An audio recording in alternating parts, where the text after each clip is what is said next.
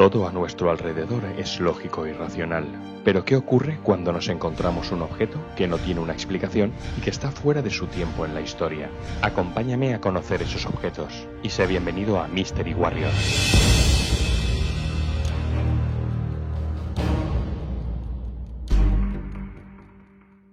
Segunda parte.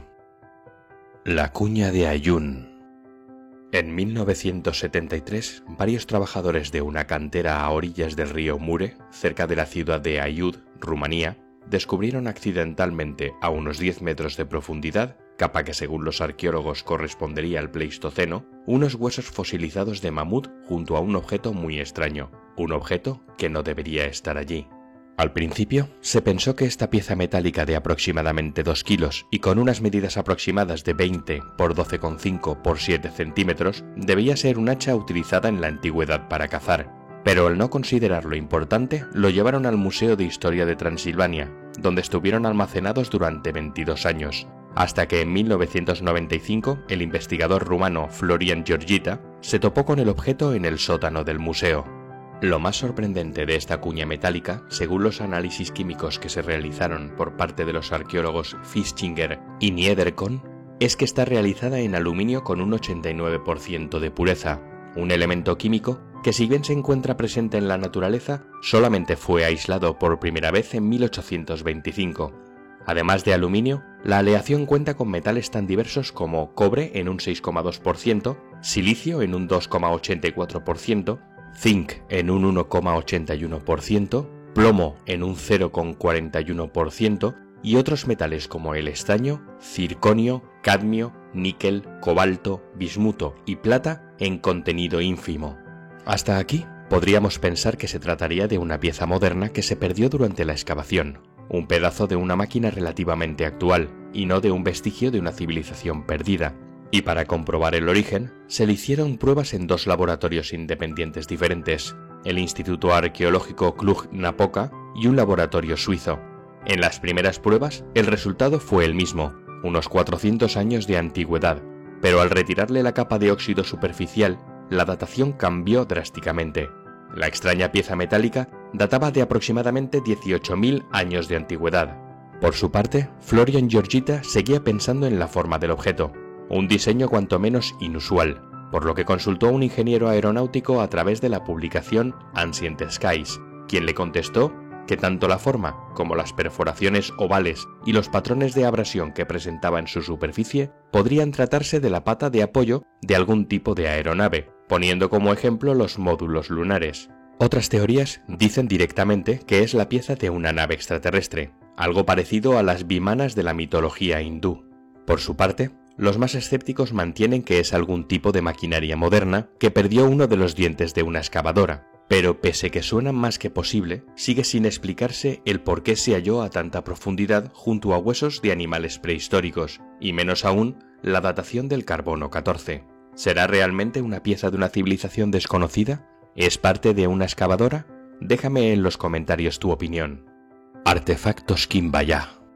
Los artefactos Quimbaya son también conocidos como los aviones precolombinos. Antiguamente también eran llamados pájaros de Otún. Son figuras zoomorfas realizadas en una mezcla de oro y bronce y atribuidos a la cultura Quimbaya. El primero de estos artefactos se encontró en las inmediaciones del río Otún, en Colombia, mientras que la mayoría de las figuras, prácticamente iguales, se han encontrado cerca de los ríos Magdalena y Cauca, en la región andina de Tolima. En la actualidad se conocen 24 de estas figuras, que están expuestas en el Museo del Oro de Bogotá, Colombia, aunque muchísimos objetos han sido vendidos a coleccionistas privados y jamás han visto la luz. El parecido de estos artefactos con las aeronaves modernas hizo que investigadores y ufólogos de la talla de Eric von Daniken en su libro El oro de los dioses, Ivan T. Sanderson y Roger Stephen Thomas trataran de demostrar que se trataría de modernos aviones precolombinos que podrían representar objetos que fueron vistos por las gentes que lo realizaron. Hay múltiples interpretaciones, las que van desde que fueron creados como un juguete, aunque ¿qué juguete se da a un niño hecho de oro? Y otras serían que se trata de figuras imaginarias con características combinadas de aves, insectos y peces. Alguna de las cabezas incluso parece la de un cocodrilo, pero no deja de generar dudas. ¿Porque alguien ha visto alguna vez un ave con la cola vertical? La respuesta es no. No existe ningún pájaro con la cola vertical. Entonces, ¿en qué se basaron para crearlos?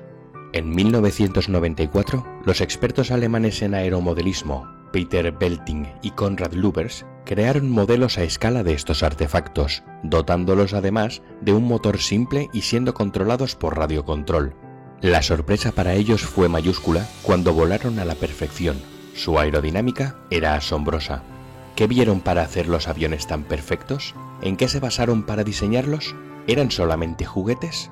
Tú decides. El pájaro de Saqqara. Anteriormente hemos visto los aviones de Orokin Baya y ahora veremos otro tipo de artefacto también parecido a un avión, que es conocido popularmente como el planeador de Saqqara. Es un objeto tallado en madera de sicomoro que en 1891 fue hallado en la tumba de Padimon, en la necrópolis de Saqqara. Está datado en el año 200 a.C. y se puede ver en el Museo Egipcio del Cairo. Esta figurilla de madera mide 15 centímetros, con una envergadura de 18,30 centímetros y un peso de 39 gramos, cuya decoración en un principio parecía ser la de un halcón. El propósito de su creación es desconocido y solo podemos especular sobre su finalidad. La mayoría de egiptólogos considera que es un objeto ceremonial, porque es una forma usada comúnmente para representar a varios de los dioses más importantes de la mitología egipcia, como por ejemplo Horus. Otros dicen que puede ser un juguete de un niño de la clase alta, o algún tipo de veleta para los mástiles de los barcos egipcios que al parecer se pueden ver en relieves en el templo de Honsu, en Karnak. La versión menos heterodoxa dice que es la evidencia de que los principios de la aviación, como son la aviónica y la aerodinámica, ya eran conocidos muchos siglos antes de lo que se creía. Esta versión es defendida por el médico e investigador egipcio Khalil Meshiha, que en 1983 escribió que la figura representa el modelo a escala de un monoplano, con una especie de estabilizador vertical, como ya pudimos ver en los artefactos Kimbaya, y que sin lugar a dudas difiere bastante de las colas reales de los pájaros, ya que son horizontales. Además, aseguró que podría funcionar si tuviera un estabilizador horizontal que al parecer se ha perdido del objeto, señalando además que los egipcios colocaban con frecuencia miniaturas de su tecnología en las tumbas. Meshiha construyó un modelo del pájaro de Saqqara 6 veces más grande y le añadió el estabilizador que creía que faltaba. Años más tarde, Martin Gregory, constructor y diseñador de planeadores de vuelo libre, construyó una maqueta en madera de balsa a partir de las mediciones y las condiciones del pájaro de Saqqara para probar sus posibilidades reales de vuelo, y este concluyó que no consiguió hacerlo volar de forma eficaz, siendo su desplazamiento decepcionante, pero sorprendente si pensamos en la época en la que se creó. Las últimas pruebas realizadas sobre réplicas del pájaro fueron 2 en los años 90. La primera la llevó a cabo el experto en aerodinámica llamado Simon Anderson, que testó una réplica del pájaro en un túnel de viento, pudiendo comprobar que el pájaro producía 4 veces el peso del modelo en sustentación, lo que sin lugar a dudas le habría permitido volar. Y tras esto, fue analizado en la Universidad de Liverpool, que por medio de un simulador de vuelo que simulaba el paisaje y las condiciones de la meseta de Saqqara, obtuvieron resultados muy positivos, incluso llegaron a decir que sorprendentes. Sin lugar a duda, parece que podría haber volado. ¿Crees que se han perdido muchos conocimientos del pasado? Déjamelo en comentarios. El hierro de Wolfsegg.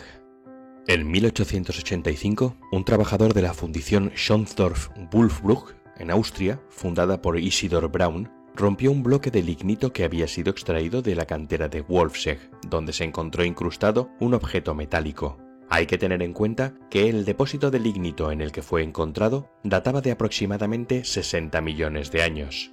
Lo llevó al hijo del dueño, que no dudó en trasladarlo al Museo Heimathaus en Voglaug en 1886, donde tras un minucioso análisis se determinó que este objeto era casi un cubo, que pesaba 785 gramos, con caras ligeramente redondeadas y cuya composición parece ser de acero duro con níquel y carbono, y sin ningún tipo de contenido en azufre.